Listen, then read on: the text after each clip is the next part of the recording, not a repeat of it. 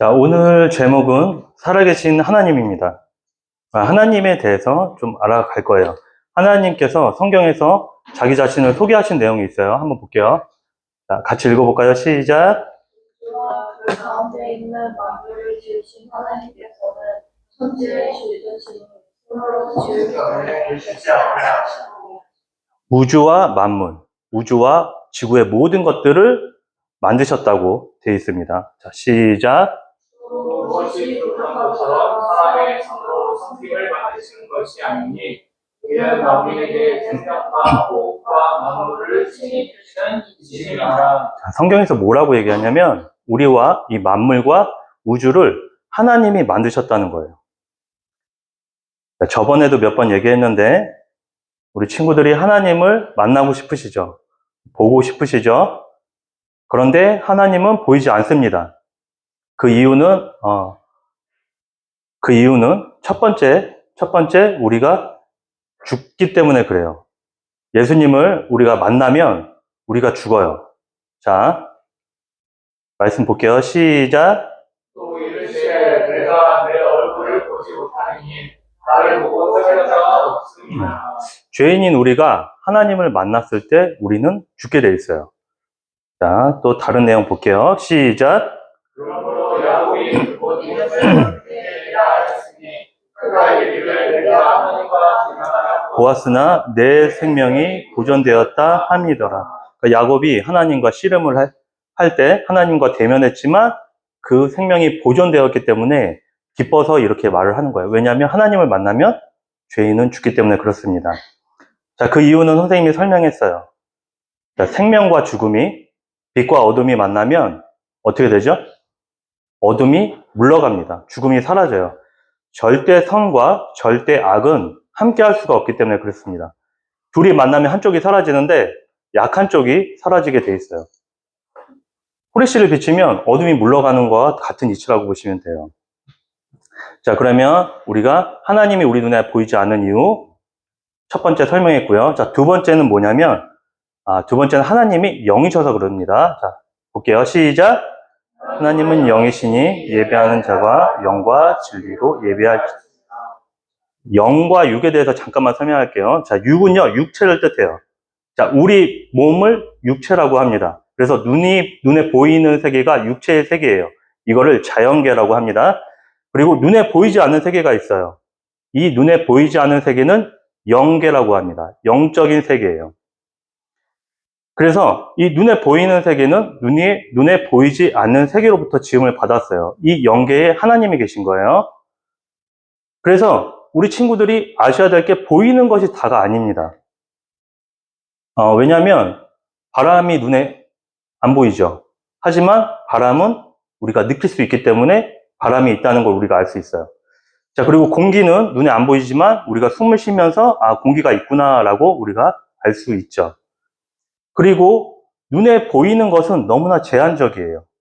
제한적이라는 건 한계가 있다는 거예요. 자, 쉽게 얘기해서 우리 친구들 지금 눈에 뭐가 보이시나요? 의자가 보이고 십자가가 보이고 여기 앞에 선생님 보이죠? 그러면 눈에 보이는 지금 이 환경이 전부인가요? 이 세상에? 아니죠. 밖에 나가면 뭐가 있어요? 청구 아파트도 있고 도로, 차, 숲 있지만 지금 안 보이잖아요. 안 보인다고 없진 않겠죠. 마곡동 전체를 우리 친구들 볼 수 있어요? 없어요. 하지만 있죠. 강서구는요. 좀 더 큰 서울은 눈으로 볼 수 없지만 이 서울이에요. 이 서울은 존재합니다. 자, 그리고 좀 더 크게 대한민국이 우리 눈에 전체가 안 보이지만 대한민국은 실제로 있는 거예요. 그러므로 지금 보이지 않는다고 없다고 주장하는 것은 굉장히 어리석은 행동입니다. 눈에 보이는 건 이렇게 제한적인데 그럼에도 하나님이 눈에 보이면 믿겠다고 하는 것과 눈에 보이는 것만 믿겠다고 하는 것이 얼마나 어리석고 자기 스스로를 작은 세계에 갇히게 하는 행동인지 분명히 알아야 됩니다. 우리 친구들 잘 생각해 보세요. 잘 생각하면 눈에 보이는 세계보다 눈에 보이지 않는 세계가 훨씬 크고 넓어요. 지금도 눈에 보이지 않지만 미국은 분명히 존재하고 전 세계는 존재하고 있습니다. 없는 게 아니에요. 자, 세 번째는요, 하나님이 눈에 보이지 않는 세 번째는 바로 죄 때문입니다. 자, 같이 읽어볼게요. 시작. 오직 너희 죄악이 너희와 너희 하나님 사이를 갈라놓았고 너희 죄가 그의 얼굴을 가려서 너희에게서 듣지 않으시게 하느니라. 죄가 하나님과 우리 사이를 갈라놓았어요. 갈라놓았어요. 저번 주에 우리가 거룩이라는 단어의 뜻을 같이 알아봤는데요. 거룩은 구별하는 거죠. 죄는요, 하나님과 우리를 구별시키는 거예요. 우리가 하나님을 못 알아볼 수 있도록. 우리와 하나님 사이를 가리는 거예요. 그래서 우리가 하나님을 알지 못하도록 하는 게 죄예요. 하나님과 완전히 분리시킵니다. 죄는 하나님과 함께 할 수 없기 때문에 인간을 죄 가운데 빠지게 하는 거예요. 이 땅에 죄가 충만해질 때 사람들은 하나님을 부인합니다. 자, 이상 세 가지가 우리가 하나님을 볼 수 없는 이유입니다. 자, 그 다음은 무신론자들과 진화론자들의 주장을 좀 볼게요. 진화론, 우리 친구들 선생님 궁금해서 그러는데 학교에서 진화론 공부하세요? 안 하세요? 선생님은 공부했는데. 그렇죠, 해풍 집사님. 네, 우리는 공부했어요. 근데 여기에서 진화론이 허구인 이유를 설명할 거는 많아요. 연력학 제2법칙에 위배되고 멘델의 유전 법칙에 위배되고. 그렇지만 오늘은 그런 얘기 안 할 거예요. 그냥 단순하게 우리 생각해서 무신론자들과 진화론자들이 주장하는 건 뭐냐면 이 땅에 우연히 생겼다는 거예요. 사람도 우연히. 목적과 의도는 없어요. 우연이란 단어에 좀 집중해 주시고요. 반대로 예수님을 믿는 우리가 주장하는 거는 아니다. 이 세상은 누군가의 의도와 목적이 있다는 거예요. 다시요. 무신론자들은 우연히를 주장하고요. 우연히 생겨났다. 크리스천들은 뭐라고요? 의도와 목적이 있다는 거예요. 누구의 주장이 맞을지 우리가 조금 이따 나아가 보도록 하고요. 지금 여기에서 이 불을 끄면 어떻게 될까요? 어두워지겠죠. 여기서 누가 이 천장에 있는 불을 공중에 잡아서 띄운다면, 그리고 그 빛이 계속 난다고 하면, 난 이렇게 할 수 있어 라고 하면 우리 친구들 뭐라고 생각하죠? 이거는 사기꾼이다 라고 생각을 하죠. 왜 그럴까요? 일단은 불은 전깃줄에 의해서 전력이 공급돼야지 불이 나겠죠. 그리고 중력의 법칙에 의해서 공중에 띄울 수가 없는 거예요. 그러면 만약에 이 마곡동을 전체를 비출 수 있는 전등을 마곡동 한 복판에 띄울 수 있는 사람이 있다고 하면 어떻게 될까요? 이거는 더 어렵겠죠. 다시요. 서울을 비출 만한 전구를 서울 한복판에 탁 띄울 수 있다. 나는 그렇게 할 수 있다라고 하면 우리 친구들 뭐라고 생각하죠? 그건 상식이 없는 허무맹랑한 얘기라고 생각할 거예요. 분명히 그렇죠. 이게 무엇을 말하냐면 일단 이 작은 전구도 공중에 띄워서 불을 밝힐 수 없지만 크면 클수록 그 어려움 또한 증가한다는 거예요. 그런데 왜 전 세계를 비추는 태양이 공중에 떠 있고 전력을 공급하는 줄이 없는데 엄청난 빛과 열을 낼 수 있을까요? 선생님이 앞에서 말한 거는 안 믿으면서 얘가 공중에 떠 있는 것, 빛을 계속 발하는 거는 사람들이 믿어요. 의심하지 않고. 이게 논리적으로 맞을까요? 선생님, 이거는요, 중력 때문이에요. 왜냐면, 여기 태양의 중력과 지구의 중력이 서로 맞물려서 이렇게 돌아가는 거예요. 그래요, 맞아요. 그러면 그 중력은 누가 만들었을까요? 자, 여기 보면 정교한 시계가 있습니다. 자, 이 시계는 태양과 달의 순환을 모태로 아주 정교하게 만들었어요. 오차 없이 만들었어요. 만일 누가 선생님 이거요, 오랜 시간에 걸쳐서 저절로 만들어졌어요 라고 하면 이상한 사람 취급을 받습니다. 이 시계는 분명히 어떤 사람의 목적과 의도를 통해서 만드는 거예요. 그렇죠. 이거 우연히 생겼다고 누가 믿겠어요? 그런데 이보다 훨씬 정교한 이 시계의 모태가 되는 태양계가 저절로 생겼다고 믿는 것이 말이 되나요? 논리적으로 말이 되나요? 우주의 별들이 어떻게 규칙적으로 움직일 수 있을까요? 그것들은 생명이 없으면서 어떻게 그렇게 질서를 유지할 수 있을까요? 자, 같이 읽어볼게요. 시작. 내가 목성을 베어 볼 수 있으며 항성의 피를 볼 수 있겠느냐. 시작. 너는 자들을 받아 절대 이끌어낼 수 있으며 그 성을 다른 별들에게로 이끌어갈 수 있겠느냐. 시작. 내가 하늘의 궤도를 아느냐. 하늘로 하여금 그 법칙을 땅에 베풀게 하겠느냐.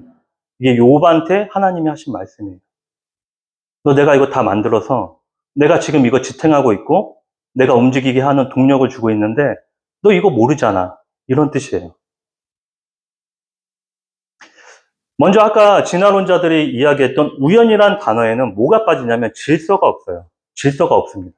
질서가 없어요. 손에 구슬 10개를 수없이 던져서 일렬로 세울 수 있나요? 예를 들어 10,000번을 던져서 딱 한 번 그렇게 일렬로 쫙 10개가 세워졌다고 쳐봅시다. 그러나 연속해서 그렇게 할 수는 없는 거예요. 불가능하다는 거예요. 이 우주의 거대한 행성들의 단 10개의 구슬은 아니잖아요. 셀 수 없이 무한한 행성들이 끊임없이 규칙적인 움직임을 보이면서 이어져 나가고 있어요. 이 모든 것들이 의도하지 않고 우연히 생겼다고 하면 그걸 믿는 사람이 어리석겠죠.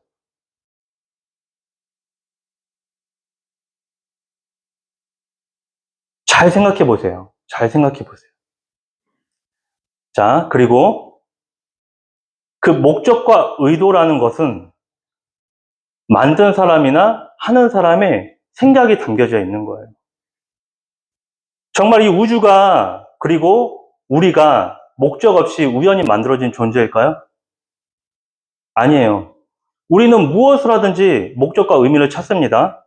목적 없이 무언가를 한다는 것은 가당치 않습니다. 가만히 누워서 휴대폰을 보더라도 내가 편하게 쉬면서 즐길 만한 것을 찾는 의도와 목적이 있어요. 세상을 둘러보세요. 이게 뭐예요? 꽃들이죠. 여러분들, 이 화려한 꽃들이 저절로 생겨났을까요? 우연히 생겨났을까요? 우리 친구들이 그림을 좀 그려보면 알 거예요. 색을 우연히 섞으면 무슨 색이 돼요? 잿빛이 돼요. 이런 색 안 나옵니다. 이런 색 절대 안 나와요. 우연히 섞었다고요? 안 나옵니다.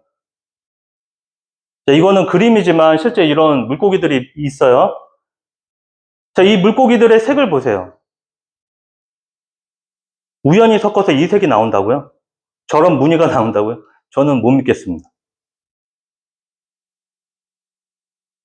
자, 이게 뭐죠? 자동차입니다, 자동차. 요즘 자동차나 핸드폰을 보면 정말 잘 만들었어요. 그러면 자동차나 핸드폰을 보면서 잘 만들었는데, 그러면 우리 친구들이 뭘 알 수 있죠? 이거 만든 사람의 지혜를 알 수 있고요. 만든 사람이 있다는 걸 알 수가 있는 거예요. 만약에 자동차 지나가는 거 보고 저절로 생겼는데 간다? 라고 얘기하면 문제가 있는 겁니다. 하나님께서 만드신 동물과 자연, 식물을 보세요. 자세히 보세요. 너무나 정교합니다. 그리고 그 안에 뭐가 있냐면 질서가 있어요.